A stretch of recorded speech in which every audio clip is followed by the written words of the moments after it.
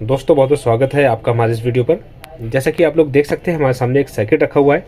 काफ़ी पुराने मॉडल का सर्किट है ये और बहुत ही सिंपल सर्किट है। ये ऑटो कट वोल्टेज स्टेबलाइजर में यूज़ होने वाला सर्किट है।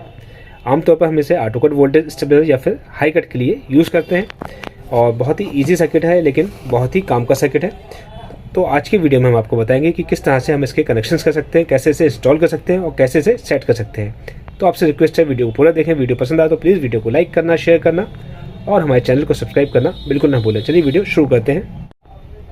दोस्तों ये जो सर्किट है इसे आप 12 वोल्ट की रिले या फिर 24 वोल्ट की रिले दोनों के साथ ही यूज़ कर सकते हैं। इसमें हमें सप्लाई देखना पड़ेगी। अगर हम इसे 10 से 12 वोल्ट इनपुट सप्लाई दे रहे हैं तो हम इसे 12 वोल्ट की रिले पर यूज़ करेंगे। अगर हम इसे 20 से 22 वोल्ट या फिर 24 वोल्ट इनपुट सप्लाई दे रहे हैं तो हम इसे 24 वोल्ट की रिले के साथ यूज़ कर सकते हैं। चलिए अब देखते हैं इसके कनेक्शंस कैसे किए जाते हैं।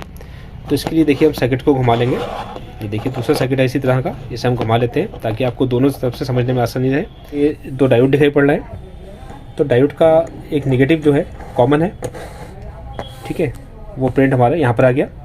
तो हम एक इनपुट सप्लाई यहाँ पर दे देंगे जो कि हमारा मेन ट्रांसफार्मर से आ सकती है या फिर हमारे ट्रिगर ट्रांसफार्मर से आ सकती है, ठीक है। अगर हम 24 वोल्ट के लिए यूज़ कर रहे हैं तो फिर 20 से लेकर 22 वोल्ट या फिर 24 वोल्ट हम यहाँ पर सप्लाई दे सकते हैं, इसी सप्लाई। देखिए एक तो कनेक्शन हम यहाँ पर कर देंगे, दोनों डायोड हमारे यहाँ पर मिल रहे हैं, ये प्रिंट यहाँ पर कॉमन है। और एक जो हम इनपुट सप्लाई देंगे वो हम यहाँ पर दे देंगे।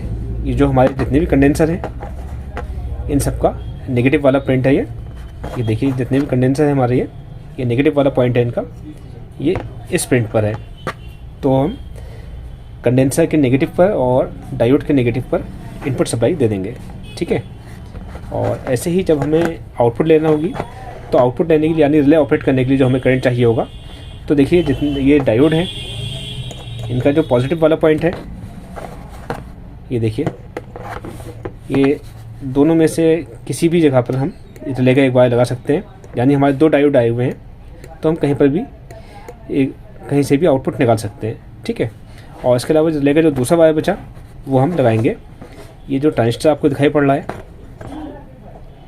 ट्रांजिस्टर के बीच वाले लेग पर हम जो देखिए बीच वाले लेग पर ये प्रिंट हमारा आ रहा है, यहाँ पर हम कनेक्ट कर लेंगे इसे, ठीक है। इस तरह से इसके कनेक्शंस हो जाएंगे। और बहुत से सर्किट ऐसे होते हैं जिसमें कि इस तरह का ट्रांजिस्टर लगकर सिंपल 547 वगैरह लगा होता है, तो उसके लिए भी कनेक्शन आपको बताते हैं। ये देखिए दोस्तों कुछ इस तरह का ट्रांजिस्टर का साइन रहता है और ऐसे आप समझ सकते हो बेस, कलेक्टर और एमीटर। हमें जो आउटपुट निकालना होती है यानी जो रिले पर सप्लाई देना होती है वो हम कलेक्टर पर से निकालते हैं, जो कि इस ट्रांजिस्टर में बीच में से निकाली जाती है, ठीक। कलेक्टर इसका बीच में रहता है। और अगर मान लीजिए इस तरह का छोटा ट्रांजिस्टर इसमें लगा है 547, तो उसके कलेक्टर, बेस और एमीटर आप ऐसे पहचान सकते हैं, ठीक है। सबसे पहले कलेक्टर, फिर बेस, फिर एमीटर। हमें जो रिले पर सप्लाई निकालना होती है वो एमीटर से निकालना होती है। इस तरह से आप समझ सकते हैं, ठीक है दोस्तों। अब इसे कनेक्शंस करते हैं, फिर आपको चलाकर बताते हैं सर्किट हमारा ये कैसा काम कर रहा है। देखिए सर्किट के कनेक्शंस हमने कर लिए हैं। अब इसे चेक करते हैं, फिर आपको बताते हैं कि इसकी सेटिंग कैसे की जाएगी। ये वोल्ट मीटर हमने स्टेबलाइजर की आउटपुट पर लगा रखा है। ये देखिए ये वोल्टेज बढ़ाएंगे तो ये हमारा मीटर वोल्टेज बढ़ाते हुए दिखा रहा है। अब हमें इसे कट करना है, जैसे मान लीजिए हमें 230 वोल्ट पर कट करना है, तो इस पे सेट को हम हल्का सा सेट कर देंगे, ध्यान दीजिएगा।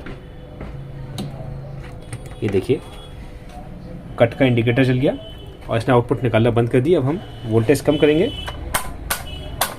तो स्टेबलाइजर हमारा आउटपुट निकालना शुरू कर देगा। तो इस तरह से सेटिंग बहुत आसान है, बहुत अच्छा सर्किट रहता है। ये ऑटो कट स्टेबलाइजर में ज़्यादातर यही इस्तेमाल होता है और हाई कट वगैरह में हम यही सर्किट इस्तेमाल करते हैं।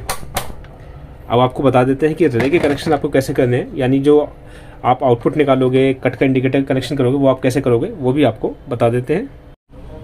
दोस्तों देखिए हमारी रिले हो गई, जो रिले की कॉइल है, यहाँ पर हम सर्किट से कनेक्शन देंगे, यानी सर्किट से जो करंट आएगा वो रिले की कॉइल पर आएगा।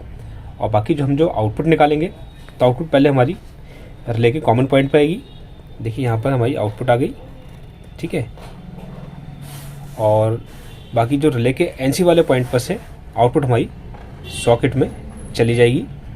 सॉकेट में या कनेक्टर में जहाँ पर भी हमें आउटपुट देना होगी वो कॉमन पर आकर NC पर से निकल जाएगी। ठीक है, यहाँ पर अगर हम इंडिकेटर कनेक्शन करेंगे तो यहाँ पर हम जो हमारा मेन लाइन का इंडिकेटर है उसका कनेक्शन करेंगे, और जो NO वाला पॉइंट है यहाँ पर हमारे कट के इंडिकेटर का कनेक्शन होगा, क्योंकि जैसे ही रिले की कॉइल पर करंट आएगा रिले ऑन हो जाएगी और आउटपुट निकालना हमारा स्टेबलाइजर या हाई कट आउटपुट निकालना बंद कर देगा। ठीक है, तो इस तरह से रिले ऑन होने पर हाई कट का इंडिकेटर हमारा ऑन हो जाएगा। इस तरह से आप रिले की कनेक्शन करेंगे। ठीक है दोस्तों, उम्मीद है आपको सब अच्छे से समझ में आ गया होगा। फिर भी कुछ कन्फ्यूजन हो तो आप हमें कमेंट करके पता कर सकते हैं। वीडियो देखने के लिए आपका बहुत बहुत धन्यवाद।